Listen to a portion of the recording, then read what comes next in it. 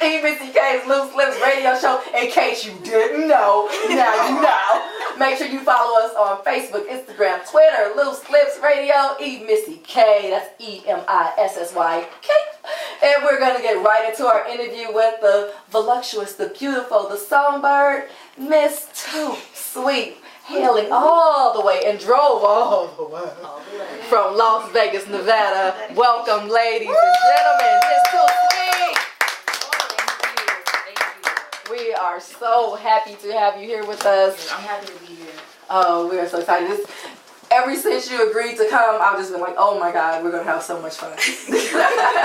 Because you bring in a different age dynamic too to the group. Mm-hmm. You know, so that's why I try to engage you more in conversation, because you literally have a pretty good gap in here. Mm-hmm. You know, so you have to give your perspective as well. Oh, yes.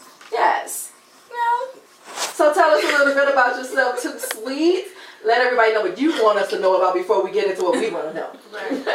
Well, my name is TooSweet. I am from San Diego, California. Diego! Born and raised. I am the only child. Oh my goodness. Oh, is that why you was acting like that? Yes. Yes. Good Lord. Exactly. That's a good one. I'm a fun person. I like things done. Yeah, so what do you want to know about me? Why they call you TooSweet? Why do they call you TooSweet? Well, actually, the day I was born, my dad and my grandfather sat in the garage and they thought about a nickname to call me. Mm-hmm. And when my grandfather gave you a nickname, whether you liked it or not, you stuck with it. Mm-hmm. Right. And so out of all the grandkids, he gave me TooSweet. So all my life, he called me TooSweet. But you really are a sweet individual. You have a really sweet spirit and personality. I thoroughly love you and enjoy you ever since the first day I met you. We've met doing, I was hosting a hip hop event, and she came through all sexy. Y'all think I dress sexy and slightly revealing sometimes. Oh, I saw that picture. I said, whoa. You didn't see pictures. But that's my girl. She looks sexy. She keeps it classy though. Yes. You do. Oh, yeah. You know, it's sexy yet classy. There's too much raunchiness out there already. Yeah. So I like to keep it peekaboo status. Peekaboo. I know that's right.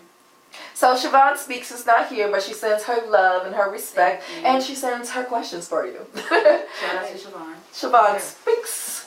So Siobhan wants to know, do you write your own lyrics? I do write my own lyrics. I write every day, whether it's one sentence or a whole song. I write poetry, and usually it's inspired by everyday life, relationship status. I see something driving by and I will write a song about it, hear a song, and I get inspired. My music is basically about everyday life. Okay. True events. Basically. Nice. Yeah, we hear that in your music, definitely. So she also wants to know, because she's a writer herself, she writes all her own spoken word pieces. So she wants to know, what is something that you do when you have writer's block? You know what? What I do, I step away for a little bit, and I got to a point where I used to think so much about writing until I just got to the point I'll just write whatever and stop thinking about it, even if it doesn't rhyme.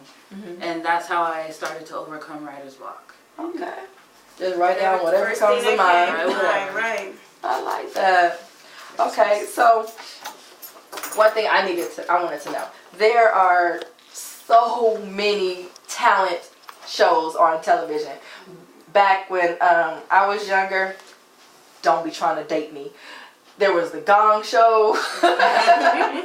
There was, so many different shows out, and now they have so many. America's Got Talent, American Idol. Y'all help me. What are some other ones that they have? The Voice. The Voice. That's the bomb. X Factor. X Factor. So many. So, do you aspire to be on any of those TV shows? Let me tell you this. When I first started out pursuing my music career, I was living in North Carolina. And at midnight, I drove to Atlanta to try out for The Voice. And I went there. It was crowded. And I tried out. And I didn't make it. And I knew why I didn't make it. I was shy. Mm-hmm. But I realized that type of setting, just competing and everyone, that's not for me. I'd rather just come up my own way and Okay. pursue it like that. Okay. Cool. I like that. Well, what I wanted to know, because my daughter sings classical music, and I wanted her to do the voice because I wanted her to get that experience, to say, okay, I did this, to see everybody that's competing, to see the same people that are doing the same thing that she was doing. Do you find out that when you did that show, did it want to push you farther, or have you thinking, oh, I need to work a little bit harder because I'm like in line with everybody else? For me, I realized I had to practice. I was amongst so many talented people who sing great. And that just made me realize I have a lot of work to do. And there's so much talent out there. There's people that's better than me. There's people that's better than there's always someone that's better. And you have to realize that yourself, but also tell yourself you're better than that person. Yes. And practice. My manager has me practice every day. And for her to don't get discouraged. Right. That's the thing with some people.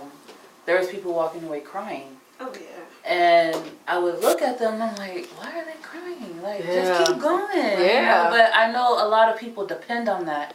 Oh. So I would say for her to not depend on shows like that. Yeah. Because that doesn't make you an artist. That doesn't make your career. And that's pretty much just for show for everybody. Right. And basically it's what's best for her. Right. Her mentality is she didn't want to be categorized in those type of shows, so she went against it. I was for it because although she does the classical music, she also wants to be a teacher. And my thing is, if you haven't experienced anything, how can you teach your kids anything or tell them what they might possibly have to go against? So that was one of the things. And my last question is, what do you tell the young girls that are looking up to you as far as the music and the industry? I would honestly say, do not lose yourself. Do not bring down your morals.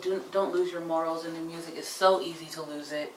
A lot of people look at, I have to sleep my way to the top, or I have to do this with this person to make it.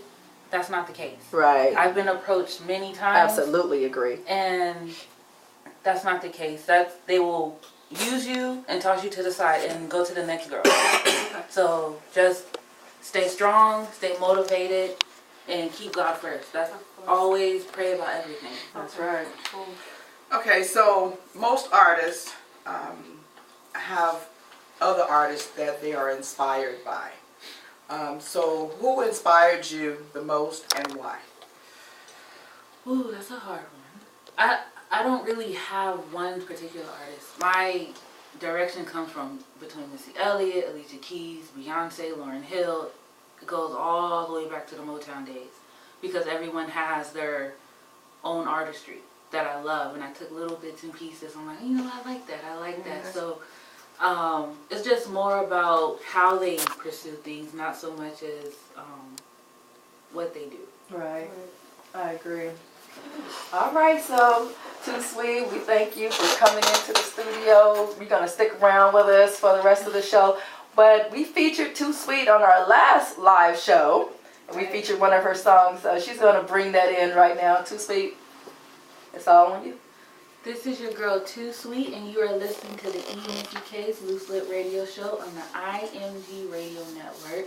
This is my song Grown Woman, and you can follow me on Instagram at TooSweet760. Boom.